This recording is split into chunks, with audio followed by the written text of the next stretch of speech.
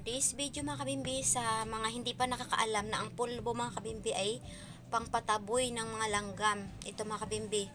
Ito mga kabimbi, pag uwi namin mga kabimbi galing sa Sobic, ang daming langgam mga kabimbi. Ayan, nakita nyo mga kabimbi ito sa ibabaw ni Irish. Sa dingdi, sa pader mga kabimbi, sa pader ayan. Ayan, may pulbo na mga kabimbi oh. Ayan, nilagyan ko na ng pulbo. Ayan, unti-unti na silang umaalis. Ayan mga kabimbi, totoo talaga ito mga kabimbi.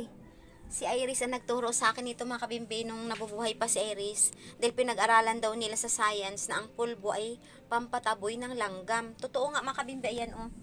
Ayan, may pulbo mga kabimbi, ayan, may pulbo na diba? Ayan, umaalis na ang langgam. Lumipat na dito mga kabimbi oh, ayan. Lalagyan ko na rin yan mamaya ng pulbo. O tingnan nyo mga kabimbi oh, ayan. Ayan oh, umaalis na ang mga langgam, lumipat dito. Dito sa may pulbo, wala na langgam. Ayan, totoo talaga mga kabimbi. Kahit anong klaseng pulbo, basta pulbo mga kabimbi, naalis talaga sila. Naalis ang langgam pag nilalagyan ng pulbo. Ayan, alam nyo na mga kabimbi.